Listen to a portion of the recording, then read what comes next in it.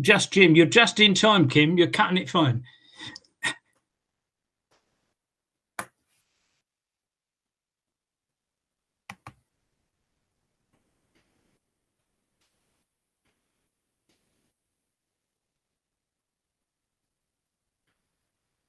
Chair, we are now live. Good evening, everybody. Welcome to this virtual development control committee, and welcome to those members of the public watching on the council's YouTube channel. I remind everybody in the meeting to turn mobile phones off, please, or put them onto silent mode for the duration of the meeting. The webcasting, this meeting is being broadcast live on the council's YouTube channel. A copy of the recording will be available on the channel shortly after the meeting. Members and officers are reminded to keep their microphones on mute, please, unless you're called upon to speak. Members can indicate that they wish to speak using the meeting chat function. Please do not use this chat function to ask questions of officers or councillors because they will not be answered. Just simply type your name to indicate that you want to speak. Thank you. Members of the public are reminded that the planning application process is constrained by the need to have regard of current planning policy at national, regional and local levels, as well as other material planning considerations, including case law precedent. The decision-making process is often described as quasi-judicial because local planning authorities have to act reasonably within the bounds of planning law and the above considerations, and we are not free to determine planning applications simply because of the weight of public opinion. So who's who here this evening? The elected councillors who are present remotely this evening are members of this committee and will decide what action this committee takes on the issues it considers.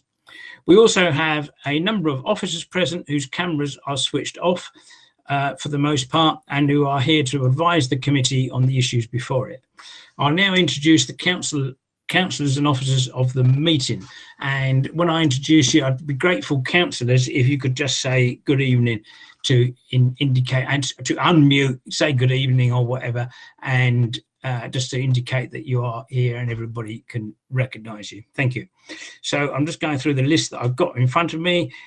We've got Councillor Nicola Shepherd. Good evening, Chair. Good evening, thank you. Councillor Kim Bailey. Good evening, Chair. Thank you. Councillor Patricia Bamford. Good evening, Chair. Councillor Mark Banyan. Good evening, Chair. Good evening, Councillor David Cunningham.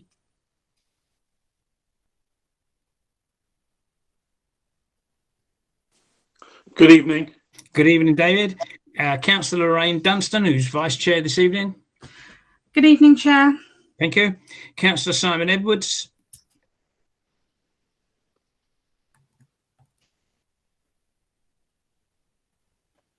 Good evening. Good evening, thank you. Councillor Leslie Heap. Good evening, Chair. We've got Councillor Rebecca Mole. Evening, Chair. And I've got myself, Malcolm Self, I'm chairing the meeting this evening. Hopefully I have not missed anybody off. Also present this evening are three councillors who are not members of the committee, but are, with our sanction later on, almost certainly going to speak to the committee. That is Councillor Hilary Gander. Are you here, Hilary? Yes. Hello, Chair. Hello, thank you. Councillor Fauchikoff-Sumner. Good evening, Chair. And Councillor Holt. Good evening, Chair. Thank you very much. And I'll ask officers to actually say good evening, much as we'd like to hear from you. But we've got Sam Nichols, Democratic Services, who will be making sure we keep to the Constitution, and we'll be taking the minutes this evening. Also as from Corporate Head of Democratic Services and Elections is Gary Marson. We've got Barry Lomax, Head of Development Management. Toby Feltham, Lead Planning Officer for Strategic Major Developments. And we've also got, I think is here, Naylor, Assistant Director of strategic planning and infrastructure. Tim's not on my screen. Can you just say hello, Tim? I think you're here, but I haven't got everybody all at once on my screen. Are you there? Are you with us, Tim? Councillor South, I'm here by myself today. Okay, so I wanted to just to be sure on that. So Tim Naylor is not with us today.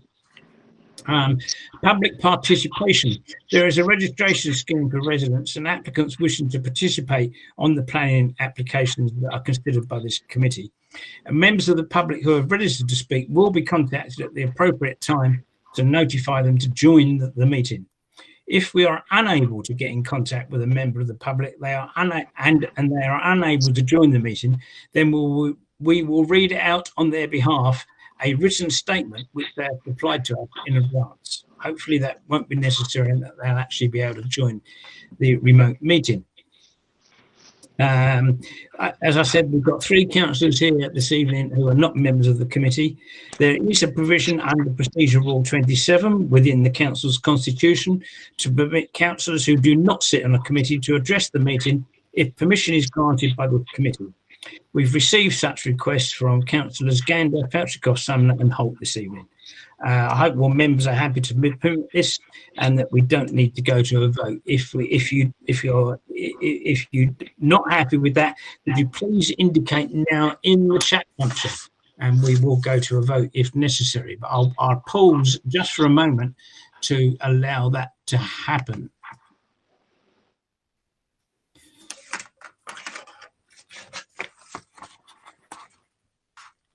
Thank you very much. There's no names appeared in the chat function for this, so we'll take that as unanimous that we're allowing those councillors to speak later on. Thank you very much. Apologies for absence and attendance of substitute members. I now turn to Sam Nichols to advise us on that, please. Over to you, Sam. Thank you. Thank you, Chair. Apologies received from Councillor Kerr, and Councillor Nicholas Shepherd will be substituting for Councillor Aurora this evening. Thank you very much, Sam.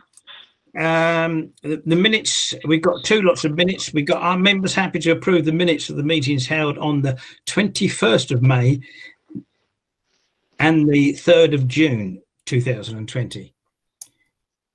I'll pause for a moment. If any members not happy with those 2 sets of minutes, could you please indicate in the chat function? And I'll just pause for a moment to allow people time for anybody to type their name.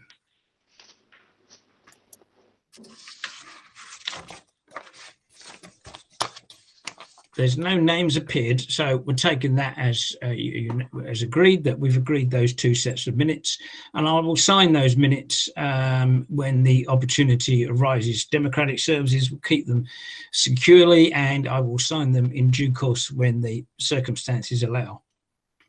Members are now asked to declare any disclosable pecuniary interests and any other non-pecuniary interests, i.e. personal interests, relevant to items on this agenda.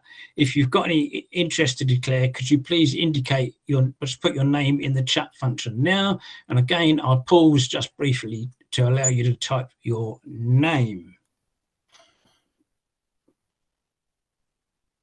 There's no names appeared so far, but there is one person that wants to declare an interest, and that is myself.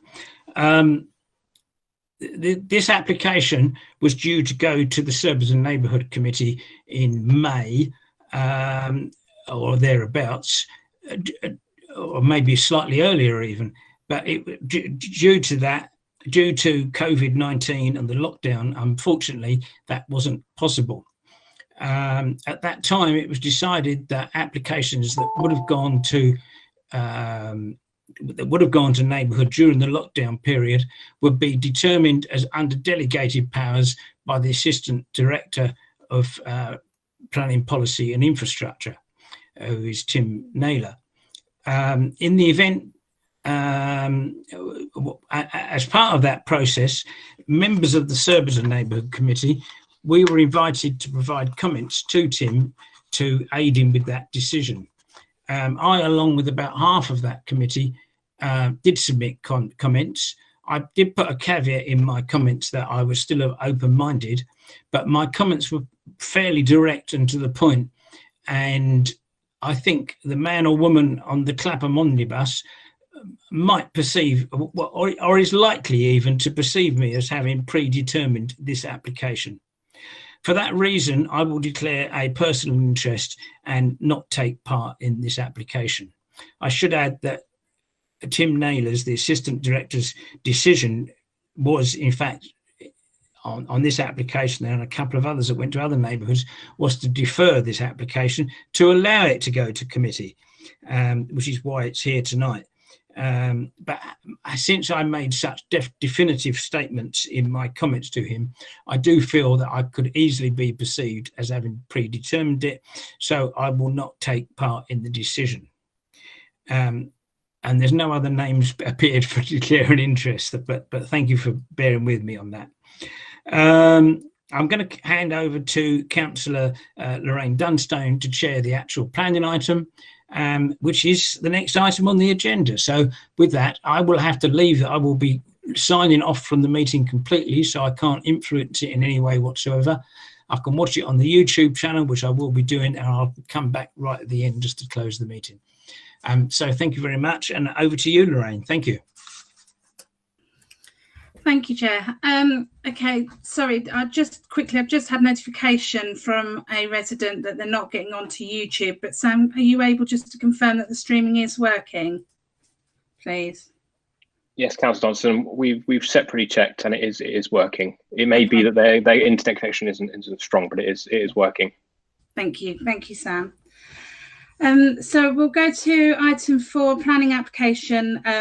Planning applications. It's item 1, 16 to 20A Corcoran Road, Surbiton.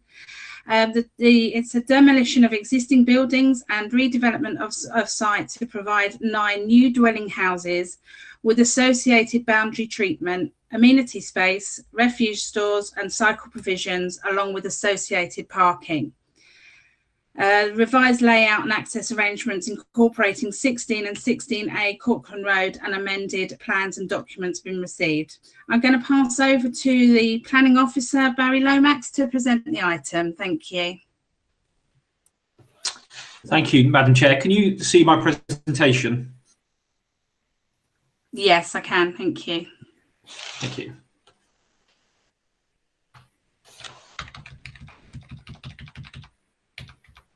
Let me just get back to the start of my presentation. Apologies.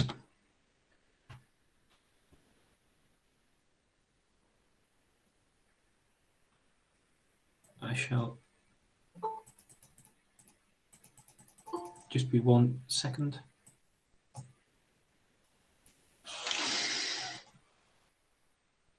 Apologies. So the first application and only application is for the comprehensive redevelopment of a site on Corcoran Road, number 16 to 20 Corcoran Road.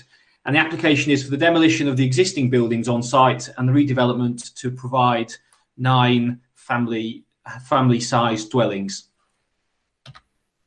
On screen now you can see the location of the site outlined in red, accessed off Corcoran Road.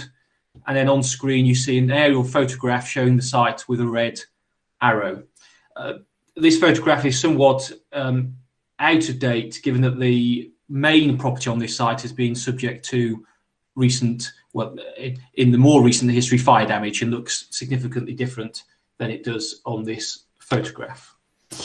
Here we see some photographs taken, pardon me, of the site. This is the main house in question, where you can see the fire damage which has taken place to the property.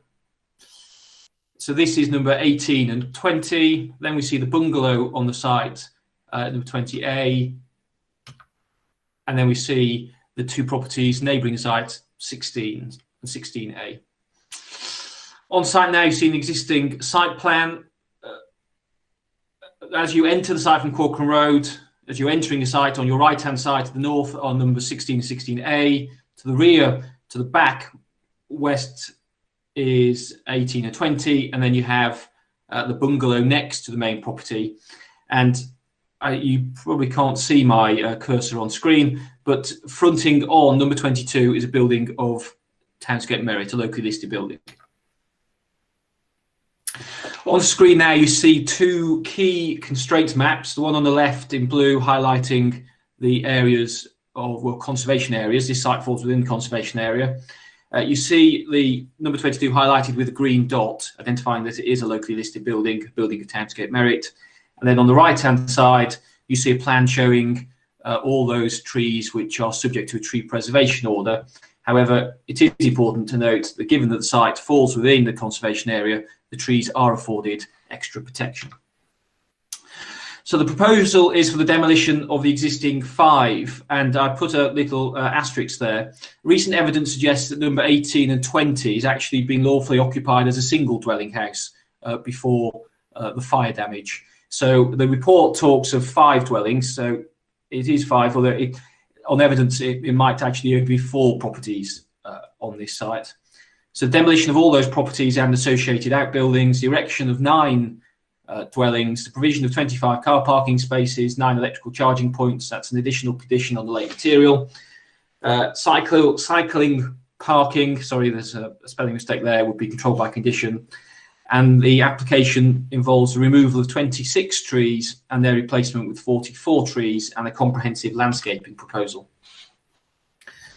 As by way of background, this application was revised following objections raised at the November 2019 meeting of the Surbiton Neighbourhood Committee. The objections raised principally were objection to the types of dwellings proposed, semi-detached dwellings, harm to the character and appearance of the conservation area, highway impact, and impact on ecology. The application has been amended to address these points. On screen now, at the top of the screen, you see how the proposal was originally presented, and then at the bottom of the screen, you see the amended layout. In short, the amendments are the incorporation into the site of number 16 and 16A Corcoran Road, the removal of semi-detached properties and the design for them all to be detached properties, a change in the internal highway layout, and the submission of additional ecology and heritage information. On screen now, you see a slightly more detailed proposed site plan. At the bottom of the screen, you have plot 1, and it moves around to plot 9 in a clockwise direction. Here we see a proposed site plan in black and white, but this does show the distance from boundaries. So distance from boundaries are approximately 15 metres as you move around the site, which is in excess of the guidance in the council's supplementary planning document for residential design. On screen now, you see the proposed and existing street scenes. For those members who would have been to the site, you would see that the existing street scene is not as portrayed here because of the boundary treatment. However, on the top of the screen, you see what would have been existing street scene if the property hadn't suffered fire damage, and then at the bottom, you see the proposed street scene. You'll see a small orange outline on the bottom street scene showing where the existing properties are located. I'll take you very quickly now around the different plots. This is plot 1. All the properties are family units. So this is plot 1 with a layout of plot 1 showing accommodation over 3 floors. Plot 2 with a similar configuration of living accommodation. Plot 3, plot 4, plot 5, plot 6, plot 7, plot 8, and finally plot 9. You'll see that all of the dwellings have been designed so as to borrow elements of the architectural vernacular apparent in the conservation area. They are of an asymmetrical design. They have accentuated gables, prominent and decorative chimney stacks, and have some elements of the art and craft wooded or wood features on the gables and around the windows. You would have noticed from the floor plans that plots 7 and 8 don't benefit from internal garages, so they are served with external garages as shown on screen.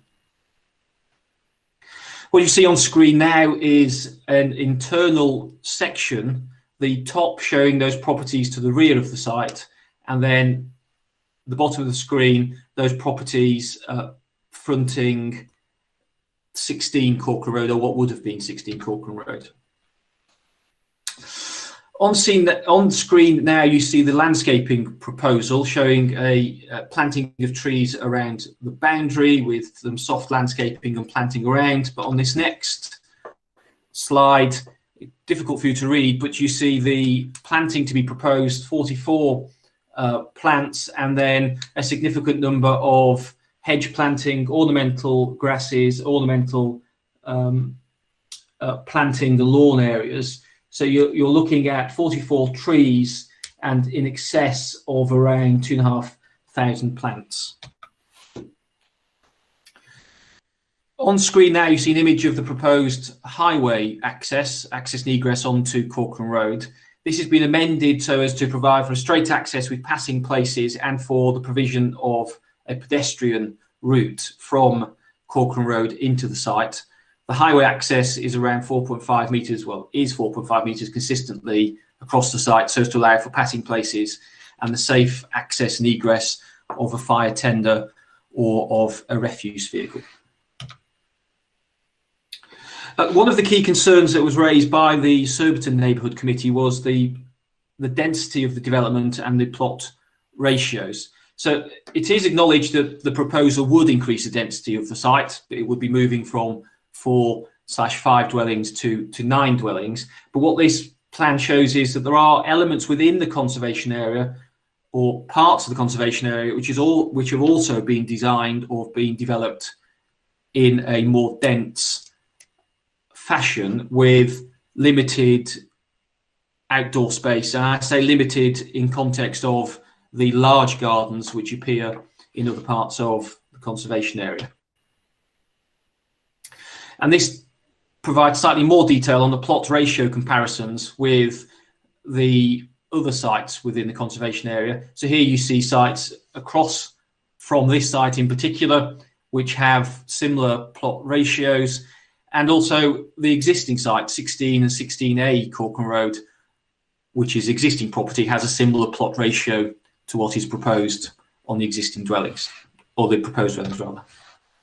If I take you now to the late material, which members had to be circulated to members, there have been some questions raised about some of the survey work which is being conducted. A ecological update or report update has been submitted. This has been assessed by the council's biodiversity officer, who raised a couple of questions on one of the oak trees and the likelihood for bats. That has gone back further to the applicant's ecologist, who confirms that there is no evidence of bats on site, and of course highlights that if bats are found during construction, that this would be a matter for Natural England and for the licensing regime. There's also a question about one of the oak trees and the level of decay and cavity that the oak tree was suffering. That has been assessed by the council's tree officer and also by the applicant's arboriculturist, and there is a consensus that that tree is getting towards the end of its life and could be replaced with a better quality or a tree with greater longevity, given the limited lifespan of the oak tree. Although the oak tree does not need to be removed for the development, and the members were minded it could stay. However, we would be protecting a tree that has limited longevity. The late material looks for an additional number of conditions. First condition is that the removal of all trees on site, in particular oak tree T40, if we're minded to approve the scheme for that to be removed, shall proceed with the precautionary principles as set out in the ecology report. That prior to the occupation of the development, the applicant shall install bat and bird boxes in accordance with a scheme which has previously been submitted to and approved by the council. Prior to the occupation of the development, the applicant shall only erect close boarded fences where these are raised by a certain level off the ground, so as to ensure no issues are raised with concerns to hedgehogs. No external lighting to be installed until it has been a scheme has been approved by the local authority, and that will be following bat conservation guidance, and then for the electrical charging points to be installed. That is the end of the presentation, and the recommendation is as set out in the officer's report, and that is to approve subject to the additional conditions on the lake material and the existing conditions in the officer's report. Thank you, Madam Chair. Thank you, Barry. So before we move on to the public speakers, we have Councillors Gander, Folkershoff, Sumner and Holt who wish to speak under Procedural Rule 27 tonight. So I'm going to ask Councillor Gander to address the committee. Just a quick comment is that aware of time, and if you wouldn't mind being as concise as possible, that would be lovely. Thank you. I'll pass over to you, Councillor Gander. Thank you. Thank you, Chair. The detailed submission made to the committee, sent to you all by David Morgan on behalf of the Southborough Residents Association, provides a comprehensive overview of the application in the context of Southborough Conservation Area. I'm sure you've absorbed this, so I will not be referring to that in detail, but it is valuable work.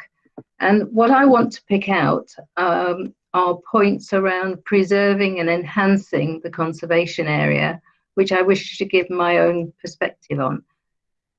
So I will be mainly speaking about the character of the conservation area. I will also touch on the ecology, and I will mention tilted balance.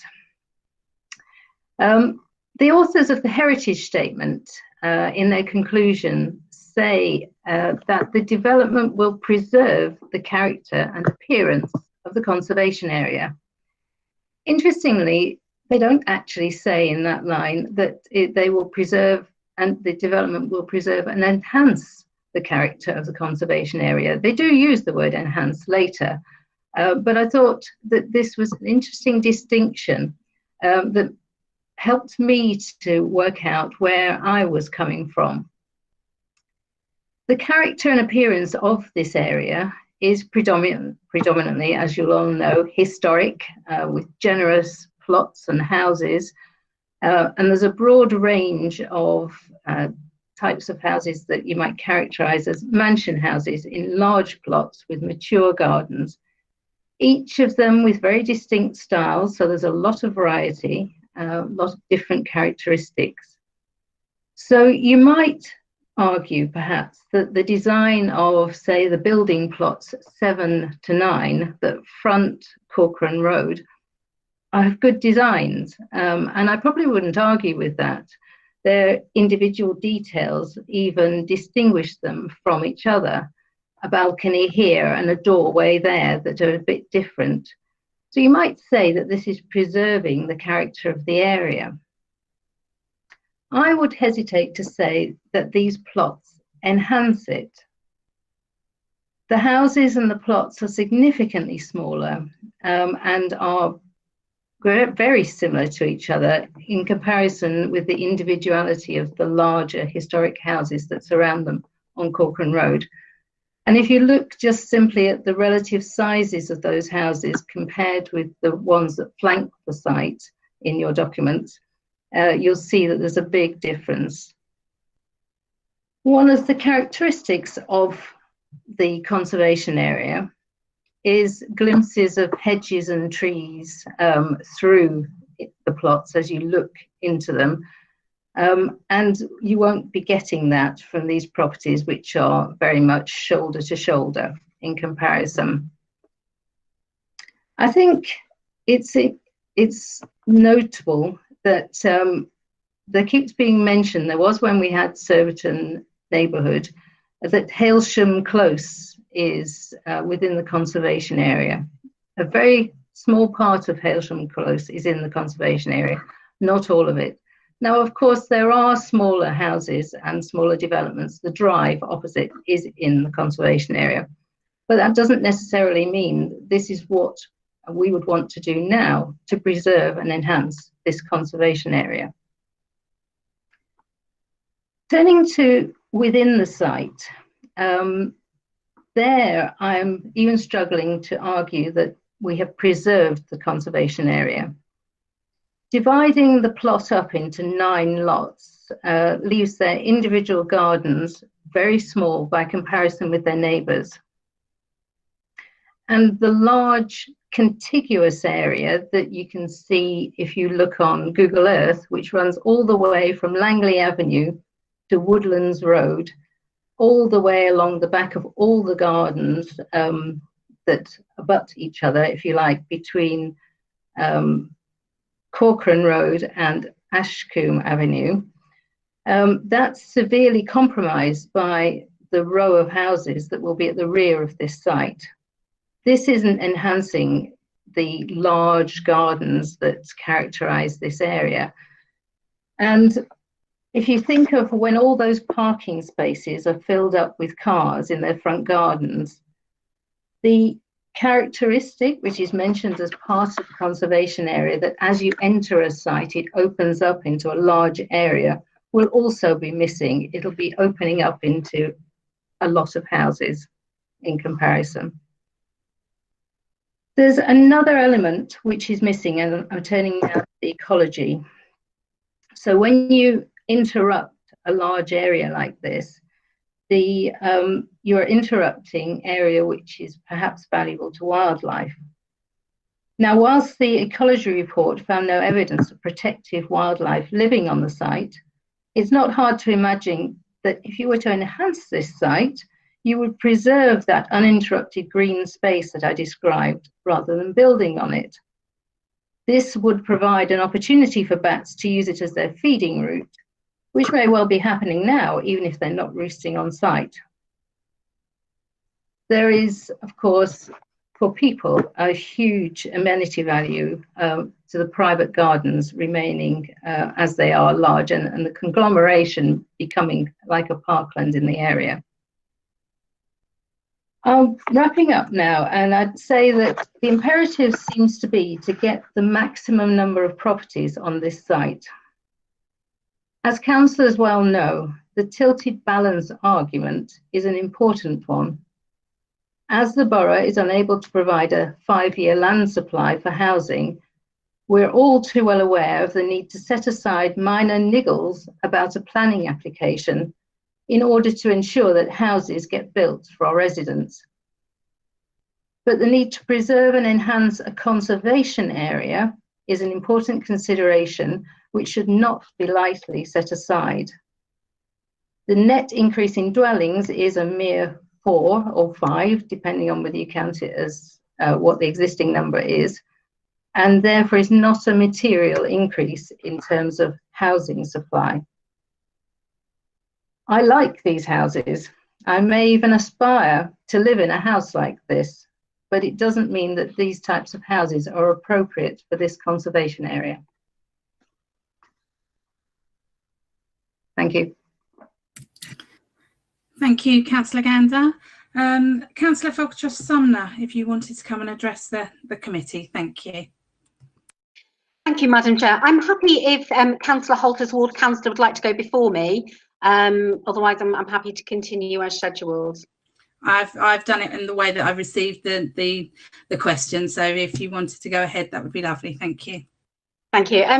Thank you for hearing me tonight. I have sent a copy of the comments that I sent to the planning officer in relation to the when they were originally going to do agree under emergency plans in May, and I've sent it quite late, so I appreciate not all of you will have read it, and I won't go through the detail of it. And Councillor Gander has raised some things which I also raised, but the main things I'd like to address this evening are in regard to procedure and policy. Now, during Mr. Lomax's summing up, he made reference to Surbiton Neighbourhood Committee and the comments that we raised and the objections that we raised at Surbiton Neighbourhood. Now, can I just remind the committee that this was not a consultory item. This was actually a vote, and we didn't just comment on it and raise concerns on it. We actually voted to reject the scheme. We delegated the power to the officers to write the detailed reasons for our objections, and we gave them that in trust. And what's actually happened is the council officers, rather than issuing a decision notice, as would normally be the practice, they have negotiated behind closed doors and allowed a scheme which has had several material changes to it, including the actual plot itself, the plot boundaries has been changed, to be classed as an amended scheme rather than a new scheme following a rejection of the one raised at Surbiton neighbourhood, which elected members voted to reject. And may I remind you, an officer behind the scene has decided to go down a different route. Now, I feel that does actually raise some very important concerns and actually does really have some material questions to be asked. Like you, I am written to on a daily basis by residents' associations and residents from across the borough, all expressing concern about the way the planning is handled in this borough, and particularly how their planning objections and comments are handled within this. Can I just ask you to bring it round to this actually application rather than anything else going on in the borough? Thank you. I'm on that route, Councillor Dunstan.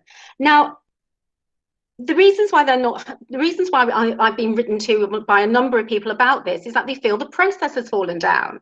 They feel that this was rejected, but then allowed to be amended behind closed doors and then come back. Now, the consequence of it being an amended scheme rather than new scheme is that there hasn't been a full consultation process. And one of the downsides of that is even the Surbiton Conservation Area Advisory Committee were not notified that this amended scheme was coming to them because of the way that this has been handled, instead of it being a new application, to the point where they were not notified. And when they were eventually found out from somebody else, they tried to submit a comment and it's not been included. The report states they have received no objections from the Conservation Advisory Committee, but that's not true.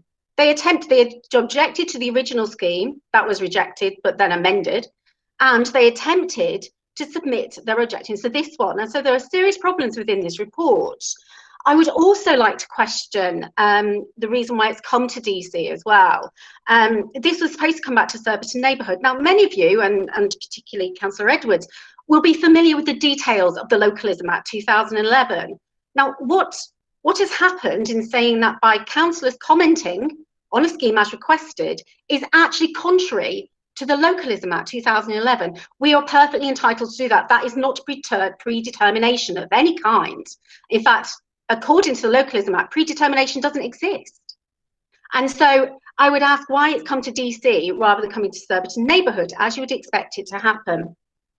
My third point on procedural issues and policy relates to bats and relates to particularly the PEA, which was submitted. So I really appreciate that they went back and did that. And so they went out and did the survey in December. And in their survey, they identified that there was more than one potential site for bats, although they couldn't find any signs of identify signs of bats. They identified sites that could be bat roost potential. Now, Natural England, which is obviously the people that set the guidelines on this, and also our own council policies, they say if somebody identifies a site which could potentially have a bat roost in it, doesn't have to have one, but could potentially have one, you have to, and I repeat the words, have to, carry out a bat survey. Now, I requested in May that an emergent survey was carried out for completion's sake, and also to make sure we adhere with the rules laid down by Natural England. I have not received any notification. I didn't even get a response, by the way, from Mr. Lomax, as to why that wasn't happening, because it is against our policy and procedures and Natural England's policy and procedures. I would like to remind committee members that earlier in June, Warwick County Council was actually fined by the local government ombudsman for not conducting bat surveys when they were supposed to have done in relation to planning applications. And all I would ask is that councillors be very mindful of, have all of these policies been adhered to? Has all of these procedures been fully adhered to? And I would ask for you to remain and ask for you to consider that, because if we are in a situation where officers are allowed to just overrule elected members' decisions at committees and allow a scheme to be amended rather than issuing a decision letter, I think we open ourselves up to danger, because residents will stop trusting in the planning system and will lose confidence in the planning department and the council. And so I do ask you all to be mindful of that. Thank you. Thank you, Councillor Falkenshaw-Sumner. Councillor Holt, did you want to come forward onto the committee? Thank you. Councillor Holt, could you just unmute yourself? Thank you. I didn't click. Sorry, I didn't click on the right place there. Apologies. So thank you, Chair. Given the comments that Councillor Gander has made and Councillor Falkenshaw-Sumner, I'll try and be as brief, because they've covered similar points to what I was going to say. So I probably would just start off by saying, as the previous councillors have said, that at the Surbiton neighbourhood, we did discuss this and we did reject the application on a number of points, some of which have been addressed in the amended plans that we have before us. So from my perspective, when I was looking at it, there were the Surbiton Southborough Residents Association has something that we go along to and on a regular basis and are involved with. It's an area that we know well as ward councillors. That their plan is to try and to remain, to keep the characteristics of the local area and to enhance it, as has already been mentioned. And whilst some people might look at these houses and say, well, they're actually very nice houses and are in keeping, it's not really in keeping. When you go and you walk around the streets, it's not like the rest of the plots that are there. So that would be my observation, is that it's not complying with the characteristics that we wanted to preserve in that area, which is large detached houses within their own plots, and not close, having a garden at the front, but certainly and at back, so just having a little bit of space around them. For me, the original plan we had, and the reason we rejected it was because it was two plot. There was another plot which has now been added in to this plan that we have here, which is something we didn't really like to see. That we knew there was another plot and that was going to come forward, but now it's been amalgamated with the same number of houses. So that was an observation that had been made at the committee meeting. And I probably just want to again echo what Councillor Falkenshaw-Sumner has said about the process, because what did happen, we rejected the application. There was no decision notice issued, and then there was a revision. And I would say that whilst it is good that we've got the detached houses and it's not semi-detached, and there have been bringing in, as I said, the two plots rather than individual ones, it's probably about the process for me as well, that was happened when there seems to be so probably my question to officers is why we did it like that, because it does give the view that the residents have come along and they've made their representations. We've taken them on board and have rejected an application, and then another plan has come in, but it's not an amended plan. It's not gone through the whole process again. And as Councillor Falkenshaw-Sumner mentioned, some of the residents that had made, so the residents actually made positive and negative comments about the application. They weren't necessarily aware of what happened. So that would probably be my question to the officers, why they felt that they needed to go down that route, because I think it is about trust in the process, and that we're doing the right thing. Thank you. Thank you, Councillor Holt. We've got two registered speakers this evening. I understand Andrew Iverson has been nominated to speak on behalf of the objectors, and Daniel Less is speaking in support of the application.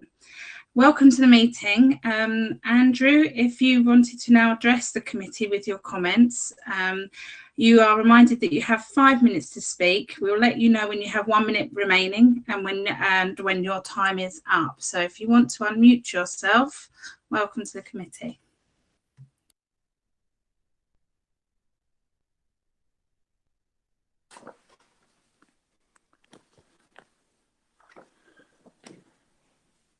Can you see me? Hello? I can hear you. Can't actually see you. Your camera's flashing on and off at the moment. What does that mean? If you just check, I'll just check if it's probably better for you just to log out to rejoin. Sometimes that can sort your camera out. Let me just check for you. Hold on one moment.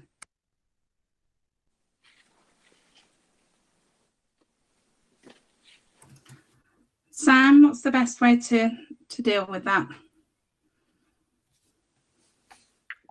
Chair, it seems that Mr. Iverson's connection isn't very good, so we may need to just turn off his camera and just speak. Okay, just 1 second. Shall I turn the camera on again and just try? You can try, absolutely. Oh, there you go. Perfect. Lovely, well done. Okay, you'll start the clock when I start speaking. Yes, if you'd like to start, we'll put the clock on. I'm speaking on behalf of the Southbury Residents Association and other residents that object to this application and hope that members have considered the information the SRA has provided. We are not opposed to new building on the site and indeed would welcome its development.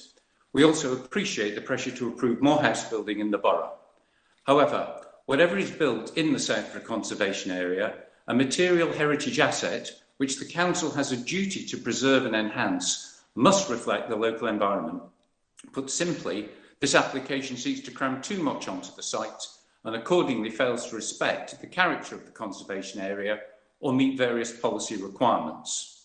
The application and its supporting documents have not addressed the overriding reason why the original application was unanimously rejected by the Neighbourhood Committee last November, namely that the design and layout of the proposed development does not reflect the prevailing character of the area and in exceeding the average density in the conservation area fails to preserve or enhance its special character. The documents also contain misleading and confusing information. However, the fundamental issue is overdevelopment of a unique site within the conservation area. The density of the proposed scheme is more than twice that of the rest of the block, and as the SRA paper graphically demonstrates, the proposed development is so out of keeping with the area in which it is located that words become redundant. Accordingly, the consequences for biodiversity and ecology are inevitably and demonstrably negative. Following refusal of the original scheme by the SNC, the SRA sought to engage with the developer to devise a scheme that could command its support. However, we were held at arm's length and then presented with this further proposal that does not reflect the prevailing characteristics of the conservation area and harms its special character. Notwithstanding the SNC's unanimous refusal, the Planning Department failed to issue a refusal notice, instead allowing the application to be amended under the same reference number, even though the site was also extended to include additional properties. This is contrary to due process and has caused confusion for residents and others, led to the planners wrongly saying the SCAAAC has not objected to the amended application when it has, and also denied the council a further application fee. The application also fails on numerous policy grounds. While housing delivery and tilted balance are important considerations, the NPPF, particularly at para 193, makes it clear that the supply of housing sites can never be used on its own to support an application when there is significant harm to a designated heritage asset such as a conservation area. And this was confirmed by the Inspectorate in dismissing the 1A Corcoran Road appeal last March. The officer's report does not address many points and policies from NPPF, the London Plan and Local Development Framework that protect conservation areas. It overplays the case for housing delivery while giving too little weight to heritage considerations, and inevitably, therefore, the tilted balance argument is badly misapplied. This is surprising, given that notwithstanding the planning officers had recommended approval, the Planning Inspectorate recently upheld the Kingston Town Neighbourhood Committee refusal of the 18 Geneva Road scheme on grounds of overdevelopment and harm to the character of the surrounding area. There are many other instances where policy MPPF 193 or 11D, London Plan 231, 334, 74B, 731, or RBK Zone Strategy, CSA, DM10, DM12, and others clearly support refusal of this application, but are not covered in the officer's report. This is a critical moment for the future of our conservation area, and as those tasked with duties to protect key heritage assets from material harm, you have the powers, the policies, appeal decisions and case law. That's 4 minutes. To do so. Accordingly, we ask you to refuse this application and encourage the developer to propose something more suited to the site, please, and the prevailing density in the part of the conservation area in which it sits. Such a refusal would be consistent with policy and reasonable. And although costs awards following an appeal are absolutely not planning issues, the SRA has received independent expert opinion that such a refusal would be very unlikely to expose the council to costs should the developer appeal, win, and then seek costs. Thank you very much. Thank you, Andrew. If you wouldn't mind just holding on the line just for a bit longer, we'll hear we'll hear Daniel, and then if anyone's got any questions, we'll come back to you. Okay, thank you. Okay, I'll just mute myself, yeah. Thank you very much indeed. So I'm going to welcome Daniel to the meeting now. If you can address the committee with your comments. Again, you're reminded that you have 5 minutes. We'll let you know when you have 1 minute remaining and when your time is up. So if you'd like to, you've unmuted, that's lovely. We'll let you. Yeah, can you hear me? Thank you. Can you hear me? Yeah, great. Madam Chair and members, thank you for considering our planning application this evening. As you will be aware, our initial plans went before the Surbiton Neighbourhood Committee in November 2019. The committee raised a number of concerns they had about the scheme and the revisions. We now seek to address those concerns. We have commissioned a number of additional reports and surveys which we trust will help the committee, which cover heritage, transport, ecology, landscaping and drainage. There were 3 points of concern of the Surbiton Neighbourhood Committee. The committee were concerned that the design and layout of the proposed development did not reflect the prevailing character of the area and failed to preserve or enhance the special character of the conservation area. We have undertaken a significant amount of work since our application in November to understand what scheme might better contribute to the conservation area. With this in mind, we have now included the previously excluded 2 homes at 16 and 16A Corcoran Road, which allows us to relook at the layout of the development. The original scheme had 9 homes, and now including 16 and 16A, we have maintained the scheme at 9 homes. This reduces the density of the development and greatly improves the street scene. Including 16 and 16A was something Surbiton committee members asked we should look at, and we have taken this on board and believe their request has done much to enhance the overall scheme. The Surbiton committee were also concerned about the 4 semi-detached homes on the original proposal, which have now been replaced by 2 detached homes, as members wanted to see detached houses only. Bringing in the additional land at 16 and 16A has meant that we have now 9 substantial detached homes in substantial plots of land without any substantial semi-detached homes similar to the neighbouring homes. Our new heritage report has gone into considerable detail about the history and growth of housing in this area of Surbiton, and the report concludes by saying that I am of the view that the proposed scheme will preserve the character and appearance of the conservation area and the setting of the locally listed number 22, for which it will provide a minor benefit. The committee also felt the original scheme failed to make adequate arrangements for safe ingress and egress of the development, would therefore have an unacceptably detrimental impact on highway safety. We commissioned a highways report to ensure that the scheme we proposed complied with all the requirements. Bringing in 16 and 16A has meant it has been simpler to address this concern, to enlarge the entrance road, allowing cars to pass by each other.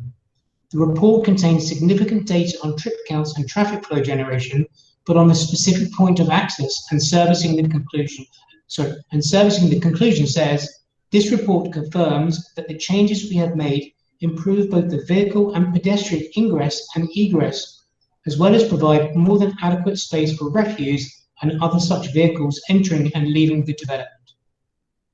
The third concern of the Surbiton Committee was that the scheme failed to demonstrate there would not be a detrimental impact on the wildlife in the area. In further understanding the ecology of the area, we commissioned a full-up landscaping report as well as an ecology survey, including wildlife studies and monitoring. In respect of landscaping, we have now significantly increased the level of planting that will take place across the development. There are going to be 924 additional planting species, including a range of semi-mature trees. The ecology survey concluded that there are no habitats of international, national, county, or local importance that would be directly or indirectly affected by the proposal. 1 minute left. The report lays out some demolition pre- and post-construction to support the growth of the future ecology of the development. We also have agreed in the last few days that further monitoring is required on the development to ensure that we have significant regard to any potential wildlife issues that may arise. I'm confident that the scheme before you this evening addresses the concerns of the Surbiton Neighbourhood Committee. Thank you once again, and I'm obviously happy to answer any questions I can about the application. Thank you very much. Thank you, Daniel. If you wouldn't mind muting yourself and holding on, the committee may want to come back to you. Thank you very much. So moving on, do councillors have any questions for the objector? So if you could indicate by using the chat function, I'll just hold on for a moment.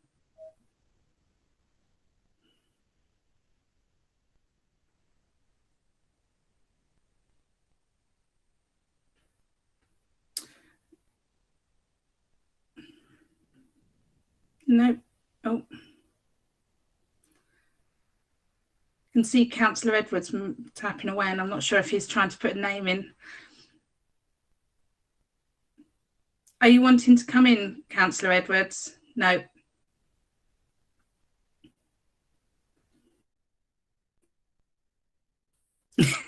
Couldn't if you wanted to. Okay. All right. Okay. So we don't have any questions. Oh, hold on 1 second. I think Councillor Edwards is trying to get in.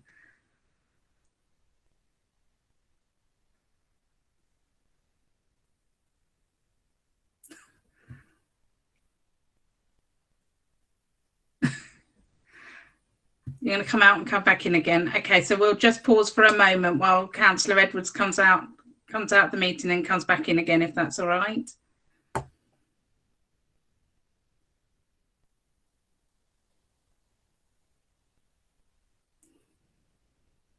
Sam, we can still see Councillor Edwards. Has he left the meeting? Oh, he's rejoined. Okay.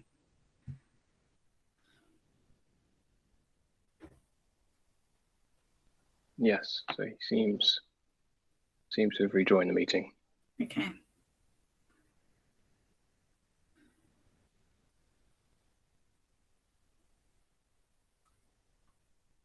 Is he still having problems? I can't see him on my screen. Thank you for your patience, committee. I think he's got connection problems, Councillor Thompson. I can see everybody and hear everybody. We can hear you now. Okay. Lovely. Did you want to ask the objector? No, I didn't. Oh, okay, lovely. All right, thank you very much. So thank you, Andrew. Thank you very much for joining us. Do any councillors have any questions for the applicant? If so, please indicate in the chat.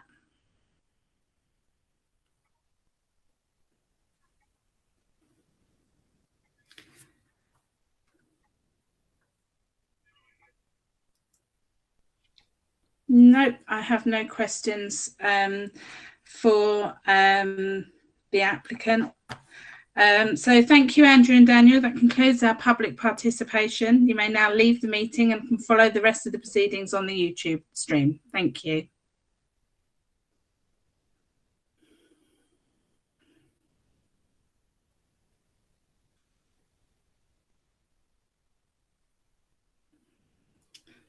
Okay. Right, so if we go over to Barry for sweep up all the questions and comments within those that participation. Thank you. Thank you, Madam Chair. If I can start first with the process of how we've arrived at where we've arrived, and that, so last November the Surbiton Neighbourhood Committee resolved to refuse the application, highlighted areas of concern, and then delegated authority to the Assistant Director for Strategic Planning and Infrastructure to draw up the reasons for refusal. Now, some of the reasons for refusal needed detailed discussions with our friends and colleagues in other departments. Whilst those discussions were taking place, the applicant asked whether they could amend the scheme. Now, this isn't an uncommon process. Indeed, it happened at Malden and Combe Committee at the start of the year, and the post office development also went through a similar process. Now, I won't tackle some of the accusations that were made, but there certainly wasn't negotiations behind closed doors. There was discussions with the developer, and it was always the intention that the application would come back to the Surbiton Neighbourhood Committee for their determination. However, we were in the situation we were in with COVID-19. That meant we were using the emergency powers to make decisions. However, given the journey the application had travelled, and given the public concern that had been raised, the Assistant Director, Tim Naylor, made the decision that the application should be determined by members of the council, not officers, which is the right decision. So we are back with the councillors making the decision. There was some suggestion that the revisions hadn't gone through the right process. An application notice was put in the press in January advising people the scheme had been amended, and residents were written to advise them the scheme had been amended. And indeed, I have been corresponding with lots of residents about this development and the amendments right from January up until very recently. So due process has been followed with regards to how the application is determined. And ultimately, if, as was thought originally, the scheme would have been refused, there would be nothing preventing the applicant from making these amendments at appeal. It would have been up to the inspector to see whether they would have accepted them or not. And then the amendments could have been dealt with by an inspectorate with very little public participation. What we have instead is public participation through being written to notice in the press, and it being dealt with by councillors of Kingston Council. So that's how we've got to where we've got to here this evening. Now turning to, there was some comments about the legal requirement with regards to conservation areas to preserve and enhance.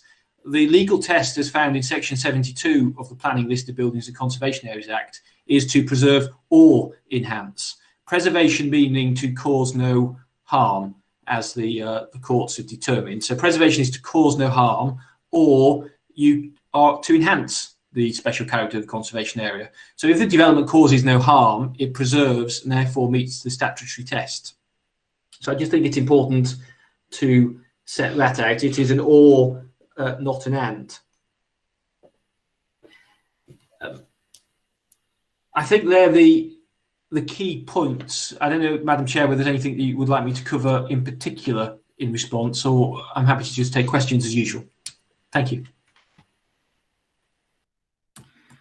Thank you, Barry. I think we covered.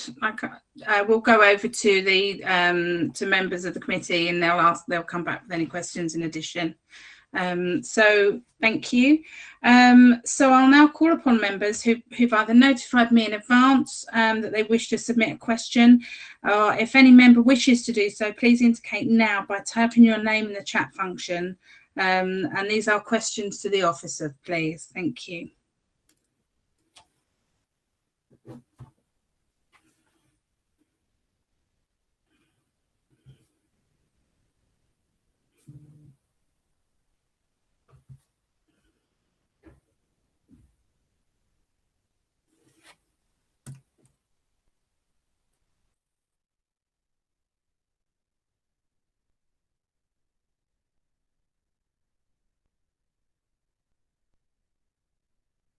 Perhaps if I unmute. Okay, first of all, if I can go to Councillor Bamford, please. Thank you. Thank you, Chair. I've got a few questions. They're mostly based around sustainability issues. First of all, I want to know if this proposal is carbon neutral. Secondly, I wonder why the car parking standards are so, why are there 25 parking places? We had Kingston Riding School relatively recently, where we had less parking places than there were a number of dwellings, and that was also in a PTAL 2 area. This area is within walking distance of Surbiton Station, and I just wonder why there's a need to have 25 parking places. I understand it's in a conservation area, but I've actually walked around this area a bit during lockdown with trying to maintain social distance with family members because they're nice wide roads. I don't understand like why the need to have so many parking spaces. My next question still relates to sustainability. I know the chimney stacks fit in with the look of the area, but do they actually need chimneys in a way?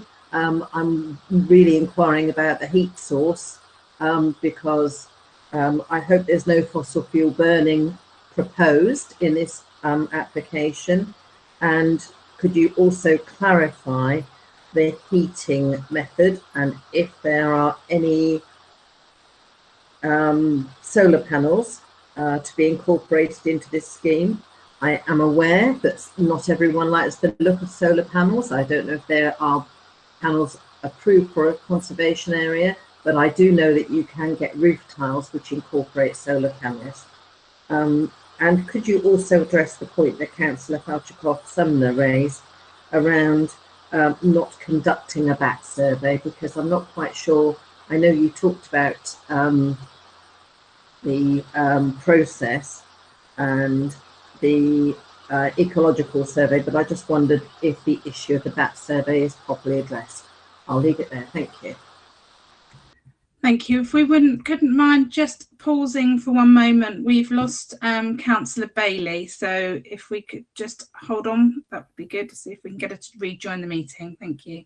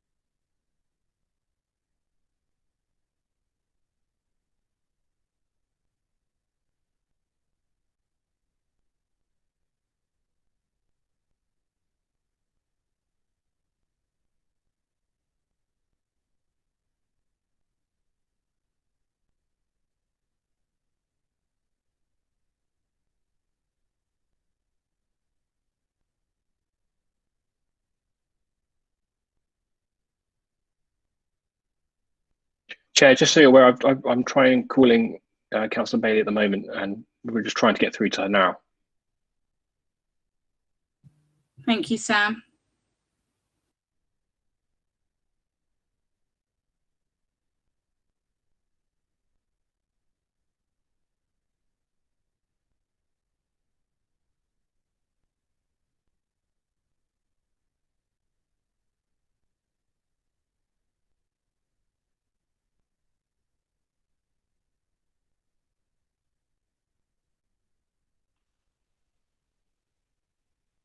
Chair, I think we may need to adjourn the meeting for a brief period. Thank you, Sam. Okay, if we need to do that, we'll shall we take a quick comfort break then? Yeah, I'll just let me just contact IT just to confirm this. Okay.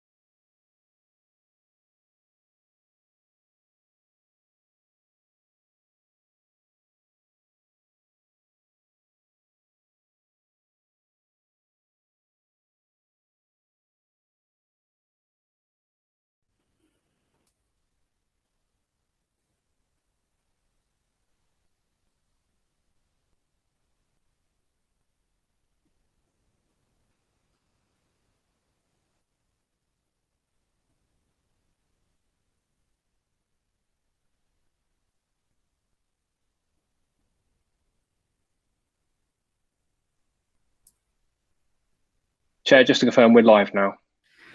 Thank you, Sam. So welcome back, Councillor Bailey. I understand you heard all of Councillor Bamford's questions, so I'll pass over to Barry to come back. Thank you. Thank you, Madam Chair. So, taking the questions, so with regards to car parking, the application proposes 25 car parking spaces in an area of PTAL level 2.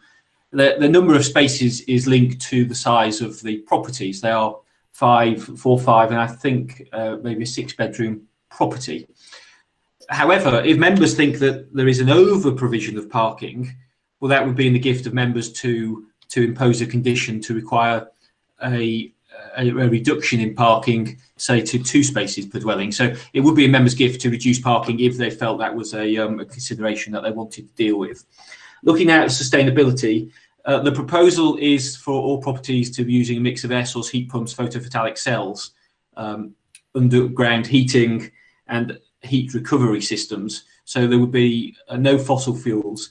And the condition which is applied to these type of applications, given that we're in a strange situation that this isn't normally one that would come to DC committee, which are major schemes. So this is a requirement to hit the energy credits from that used to be in Code for Sustainable Homes, and also the water consumption credits, or the water consumption maximum amounts that would appear or would have appeared in the Code for Sustainable Homes.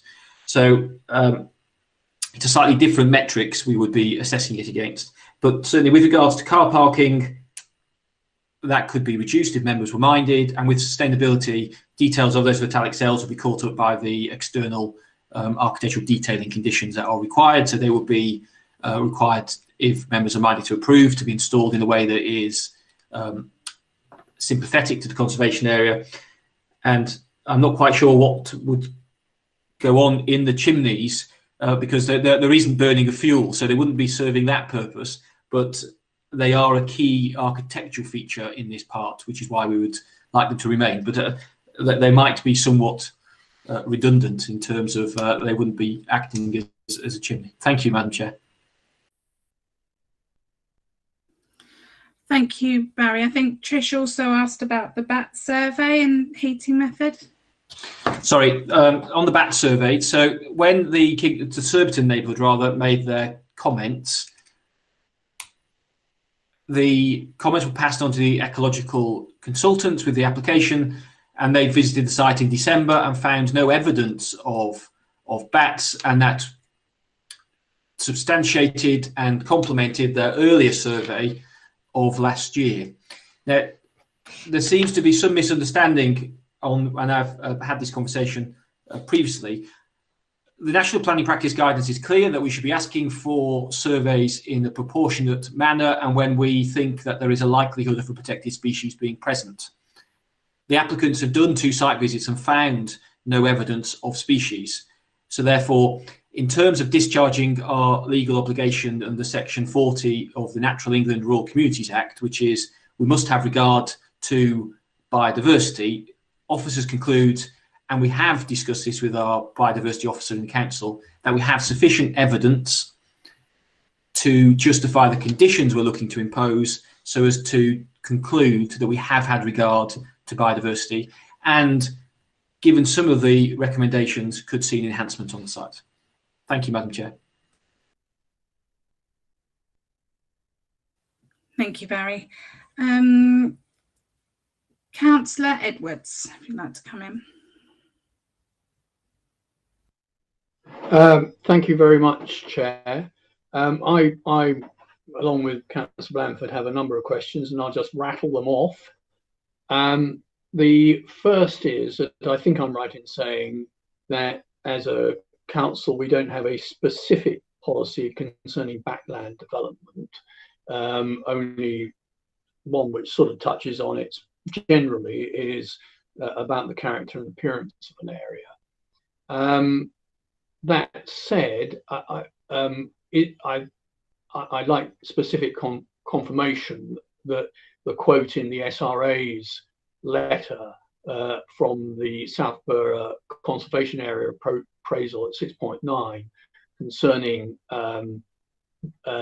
gardens being a large and distinctive spaces form the major feature of the area, and tightly packed developments on garden lands, which have been sold off, have eroded the integrity of the area. I'd like specific confirmation that that is part of the Southborough Conservation Area appraisal. I'd also like specific confirmation that so far as the NPPF is concerned, if we consider that there is less than substantial harm in this proposal to the conservation area, then we would be within paragraph 11D Roman 1 of the NPPF, namely that we would be saved from the tilted balance in that respect. So I'd like specific confirmation of that. Further, if we can quickly look at the slides, if I can get them up on my screen. I think I can. No, that's not it. No, that's not it. If you bear with me, here we go. Slide 38 shows a number of properties nearby on the plot ratio comparison. I think it's right in saying, but I'd like this confirmed, that the those in red around the drive opposite the development site are not in the conservation area, and also that only part of Hailsham Close, that nearest Corcoran Road, is in the conservation area, not that part which is in effect backland development behind it. I think those are my questions. Thank you very much. Thank you, Councillor Edwards. So Barry, did you want to come up? Thank you.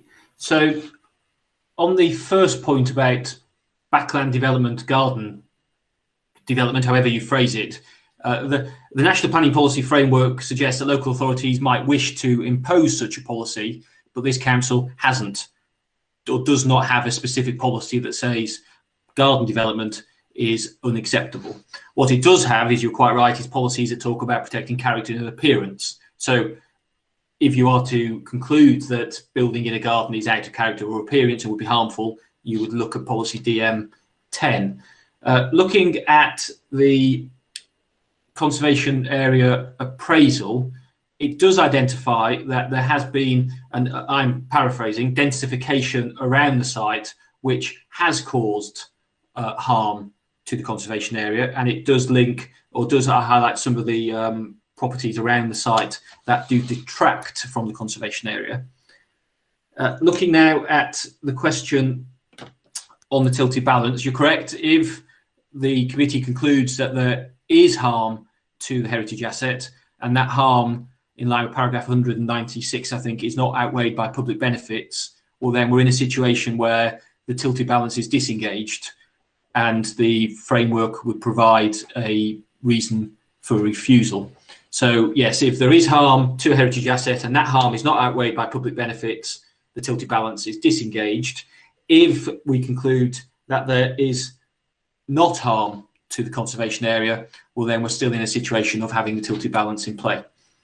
With regards to the plot ratio, the drive, the small alley, or not alley rather, the small road across the road is within the conservation area. It's not out with the conservation area. So if you're looking at, might I share my screen?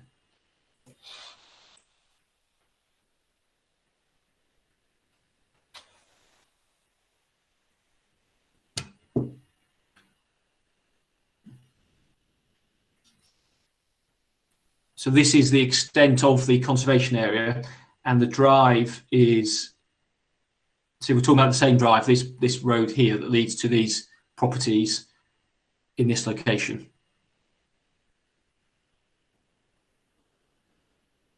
So that would be, so that blue, the blue is the conservation area. So Hailsham Close, which you referenced, is outside the conservation area. The back element of it beyond the frontage. So this is Hailsham Close. I think you can see my cursor moving around on screen. Part of Hailsham Close is outside. this property, this small development here, is within. Thank you, Madam Chair. So I just try to stop sharing my screen there. Yes, there we are. Thank you. Okay.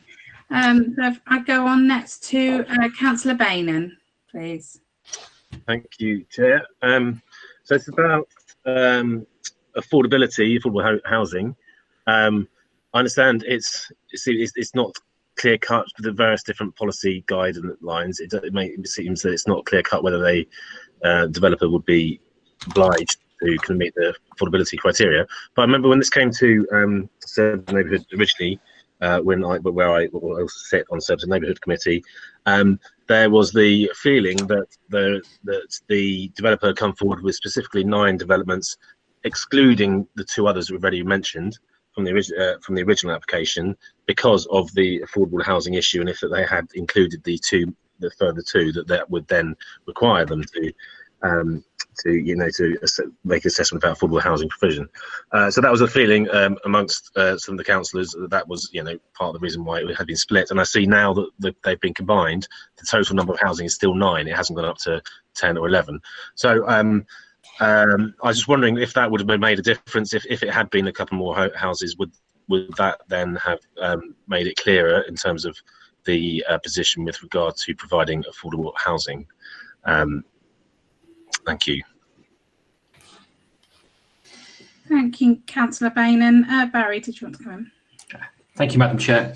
So there has been a lot of back and forth with Mr. I forget the chap's name, the local resident, and I've had extensive conversations with him. And unfortunately, there is some ambiguity with regards to whether this site is subject to affordable homes, depending on whether you read the London Plan's definition of major, whether you read the management order's definition of major, whether you read the council's planning obligations, SPD. They all say slightly different things, which isn't tremendously helpful. However, we have applied the policy in this case because the aggregate floor area is over 1,000 square metres, and therefore the actual number of dwellings is somewhat irrelevant. We're saying that for this case, whilst we sort out the issue of whether the policy should be applied, we are applying it, and that then triggers the need for the developer to submit a viability assessment. The applicant has submitted a viability assessment, and unfortunately on this site, because the properties that are there already are very expensive, the site has a significant benchmark land value, which then when you look at the sales values and the build costs, it turns out that it's not feasible to provide affordable homes on site. So we've had that assessment carried out by independent assessors, and we are applying the policy, and they pass the policy because the policy is if you can demonstrate you can't provide, then you're in line with policy. So it's not the coming in at 9 which is preventing the delivery of affordable homes, it's the costs associated with the development of the site and the benchmark land value which is preventing the delivery of affordable homes. Thank you, Madam Chair. Can I come back, Chair? Yes, please do, Councillor. Thank you. Yeah, thanks for that, Barry. In terms of the affordable homes, so if they were to have, this isn't, I guess, the ideal site for affordable homes. If they did build an affordable home, it probably wouldn't be, it would be relative to affordability and probably not be suitable for the kind of people most in need that we may think of when we're thinking about affordable homes. So I was, if instead of having affordable homes, that I was under the impression that they could instead, or developers could instead provide a financial payment of some kind, rather than reducing the cost of a property or building affordable homes. They could make a financial contribution. Is that correct? And would that presumably that wouldn't affect the decision making, the kind of analysis that you've done? So you're correct. In exceptional circumstances, a local authority could accept an off-site contribution in lieu of on-site provision of affordable homes. So an off-site financial contribution in lieu of on-site provision. But that's assuming a site can deliver affordable homes. This has gone through the process that says it can't deliver. And indeed, when you put in the accepted inputs into the viability assessment, the profit level, finance costs, benchmark land value, the scheme actually turns out a deficit. Now, I know that sounds rather odd to say, because, and I have this argument a lot with developers, it's a deficit in terms of the viability appraisal, but of course the developer is not losing money by building this out. The developer will be making less profit than what they ordinarily might do. So one would ordinarily look at a profit range of between 15 and 20% on GDV. We've assessed this at 17.5% on GDV, and at a profit level of 17.5%, they are making a deficit. They actually make a profit of single figure percentages, as opposed to the 15 to 20%, which the guidance would ordinarily allow for. Thank you, Madam Chair. Thank you. I'm just going to give an opportunity for councillors, if anyone else wanted to ask a question, to put their name in the chat. Barry, can I just ask a question? If obviously it's not feasible at present time, as they are large properties, and if this was permitted, would it be possible to have a review mechanism on the affordable? Thank you, Madam Chair. Given that this would be a single phase development, the only review which would really be applicable on a site like this would be a contingent obligation, whereas if they didn't develop it within a certain period of time, we would want to revisit the financials. So it might be that if members were minded, we could have a contingent obligation if the developer did not commence work within X period of time, 2-3 years, we would want to visit the affordable housing assessment. So we would be able to do that. Giving it a single phase development, it would be difficult to pinpoint a point in time to review it. And generally, multi-stage reviews are really for larger schemes, but we could certainly have an early stage review if they hadn't commenced development within, say, 2 to 3 years. Thank you, Madam Chair. Okay, thank you, Barry. Okay, so we'll go over to, if we finish with questions, we'll go over to debate and decision.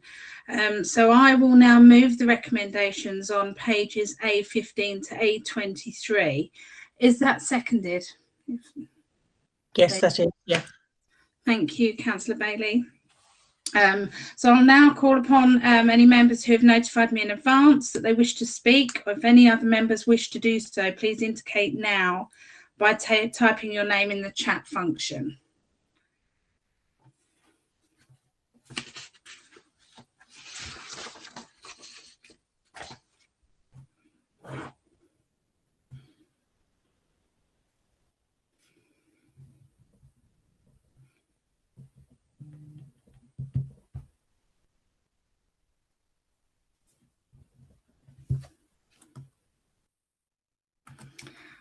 Okay, thank you. Okay, if we go to Councillor Edwards first, please.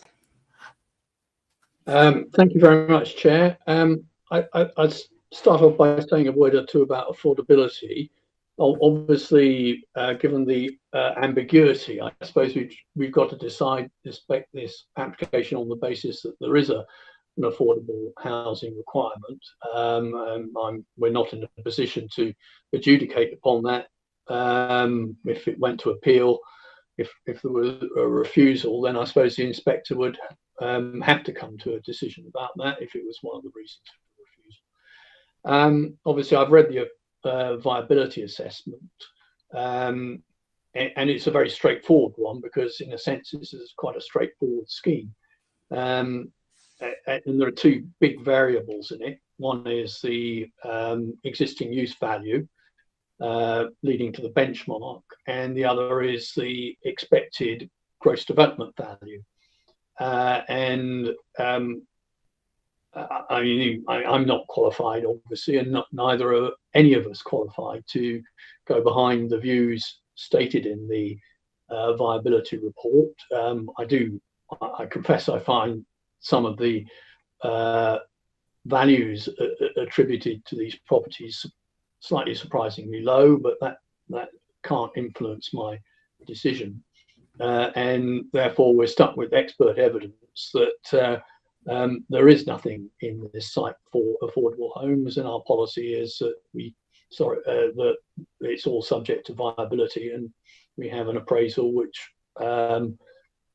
is there, and unless someone can point out to me where it is obviously flawed, I will go along with it.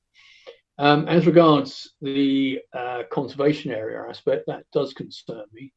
I'm particularly impressed by that paragraph in the appraisal of the Southborough estate, which implies, as Mary helpfully pointed out, that there have been erosion of back gardens and building on back gardens, which has harmed the area. And my concern is that the proposal to build the houses in the back land does cause harm to the conservation area. And the question is whether the enhancements, if there are any, to the conservation area, which the proposal generally brings, tidying up the site, for example, counterbalances that with taking into account the housing delivery, whether it's 4 or 5 extra houses. So that's what concerns me, that there is, as it seems to me, quite possibly less than substantial harm caused to the conservation area by building on the back gardens in an area which is as yet, in terms of its back gardens, not built upon. You've got 4 roads that surround the back gardens here, and there is no, within that area, there is no backland building. And I think it would be harmful, less than substantially harmful, but harmful still, to the area if that were to happen. So that seems to be quite important. I've read the heritage assessment which was provided. It doesn't deal with this aspect. The officer's report doesn't really deal with it either. And so I think it is up to us to make a judgment. Thank you very much. Thank you, Councillor Edwards. Councillor Bamford, please. Thank you.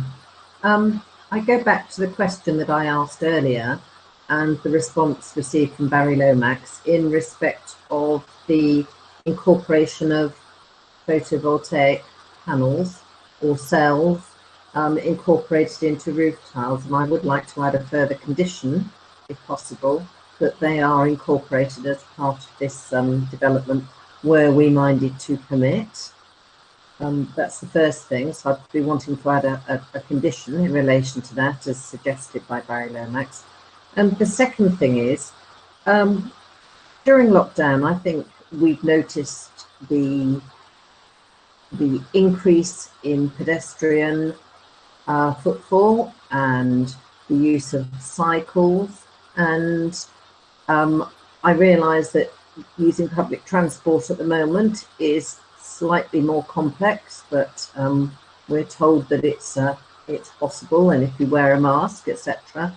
So I would like to propose that we limit the number of parking spaces, bearing in mind the close proximity to Surbiton Station, and the fact that you can actually go in several directions by train in Surbiton, from Surbiton, unlike other parts of the borough where they can just go one way. So I would suggest that we restrict the parking spaces to 2 per dwelling, and I hopefully that will be supported. I'll leave it at that. Thank you. Thank you, Councillor Bamford. I'll move to, I'm just trying to work process, Councillor Bailey.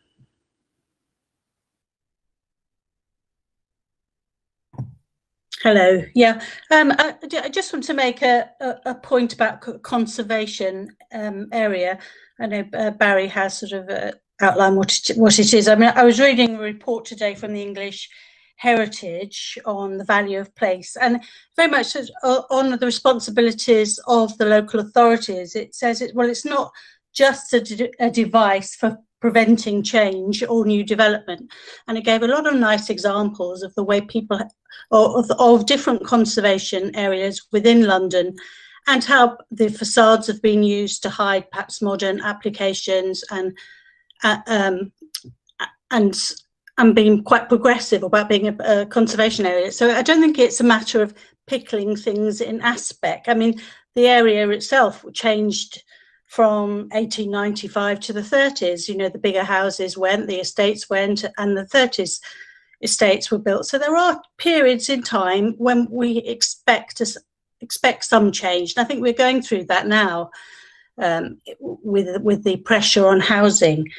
So I think what we're being presented with here is perfectly acceptable. I mean, we could have had places that look like mansion houses, but actually house social housing or retirement housing, but we haven't. They're just normal houses like everything else. And looking at the conservation appraisals, all the different architectural elements, really they've ticked all those boxes. I don't think the developers can be asked to do more than that.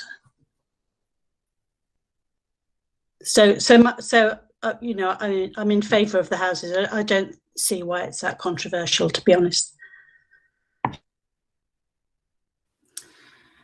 Thank you, Councillor Bailey. Councillor Bainan. Thank you, Chair. A couple of points. I mean, in terms of the affordable housing that we touched upon and that Councillor Edwards mentioned. Yeah, I think that's. I mean, I am surprised by the outcome and the figures used, and with a small site, I guess it's very sensitive to just a couple of valuations, and they can fluctuate quite wildly. But we can't. Yeah, I'm not in a position to dispute that, and the viability assessment has been completed. I guess that's something that separately is kind of understanding and make the viability assessment, how we could come to these the conclusions, and maybe looking at that process.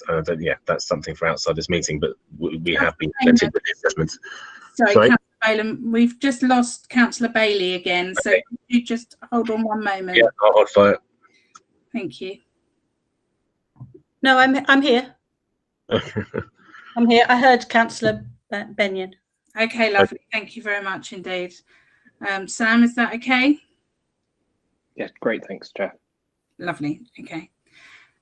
Councillor Bainan, did you want to finish off?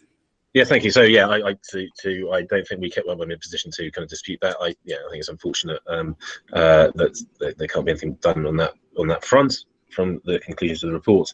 I agree in terms of car parking spaces. I would support Councillor Bamford. I think 25 car parks seems excessive. They're large houses, but I mean that's plenty per household. And given that we're reducing car parking spaces elsewhere to a lot less than one per unit in other developments, I think that would be a positive step. I think we should be looking to reduce that, certainly.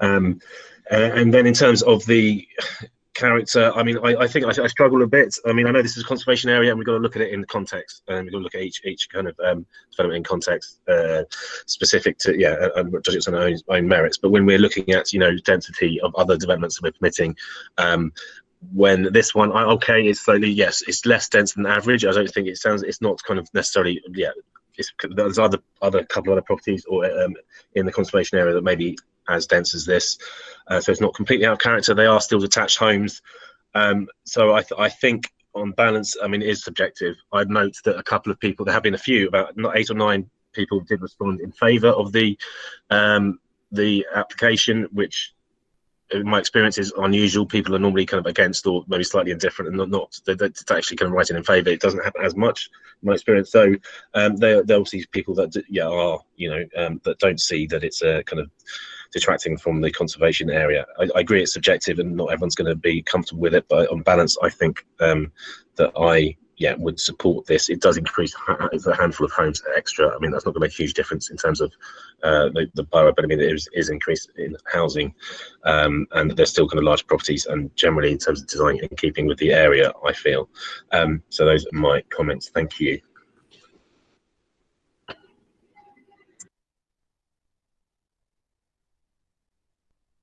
Councillor Cunningham, did you want to come in next? Thank you. Yes, thank you. Yes, I mean, I think, the houses are very attractive. I think in other parts of the borough, I don't think there would be any problem about them. I do think they are rather crammed in, but on balance, it's hard to see sufficient grounds to turn it down on a number of items. Like some of the other members of the committee, I'm often concerned about the viability. Often we're told that a scheme isn't viable because there are exceptional construction costs, such as basements and things like that. Properties, sale values for properties in this area will be very high. Unfortunately, we have to take the experts' quote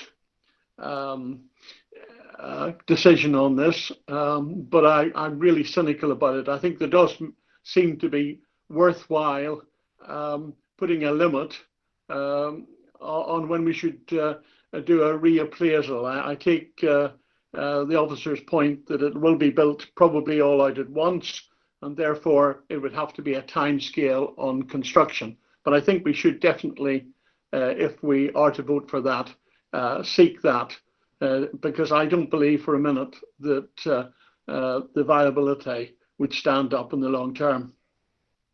As far as the car parking is concerned, you might not be surprised to hear that I'm not very happy about reducing the car parking, because yes, there are wide roads around there, and no doubt people would be able to park outside it.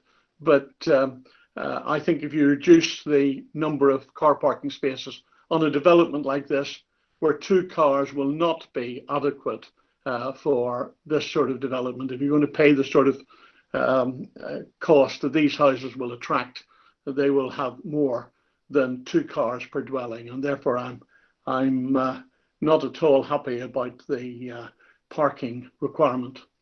The other point is, often we talk about whether or not things would be worse if it goes to an inspector.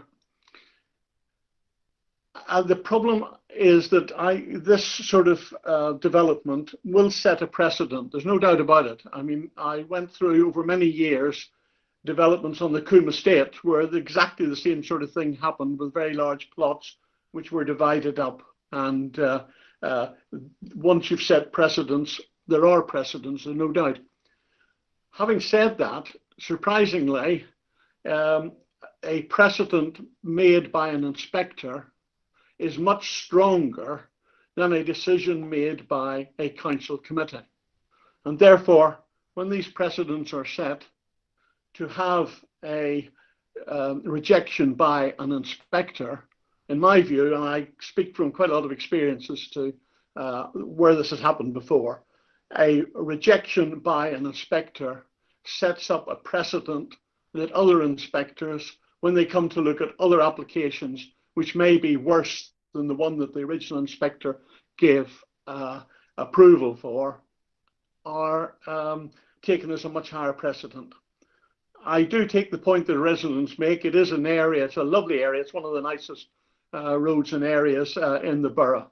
And I don't think this does match the character, but I don't think there's sufficient there, and nobody's come forward with a proposal that gives us sufficient planning reasons to reject it. But I do feel, for example, in a way, as I understand it, the original application had one dwelling to the right of the access road, while this has now got 3. And although they look nice houses, they are certainly bunched up as far as it's concerned. So I don't think it's as nice a development as no doubt they could have produced.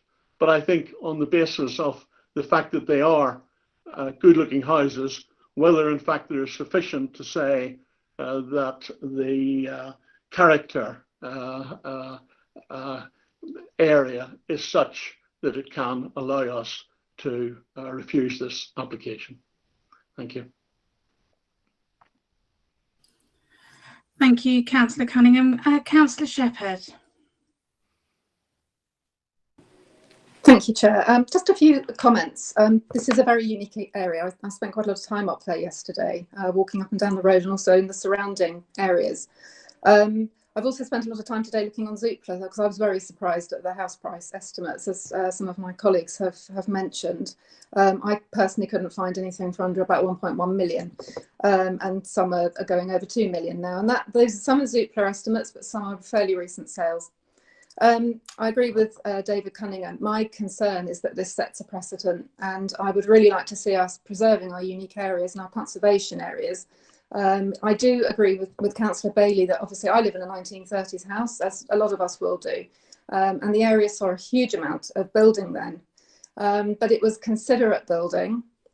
People had, the way the streets were laid out, they were communities, neighbourhoods. None of us are crammed in, and I have a real fear that we're now trying to cram houses into small spaces in Kingston because of this tilted balance, and it's a tick box. I feel like people breathe a sigh of relief when somebody wants to sell their house and large garden, because we're lucky that this isn't flats, because that seems to come up more than anything. But I strongly believe that we should be protecting our heritage, and I'm not minded to support this based on those reasons. Thank you. Thank you, Councillor. Councillor Cunningham, could you mind putting yourself on mute, please? Oh, sorry. That's all right. Councillor Bamford. My apologies. Something that I meant to mention earlier and failed to.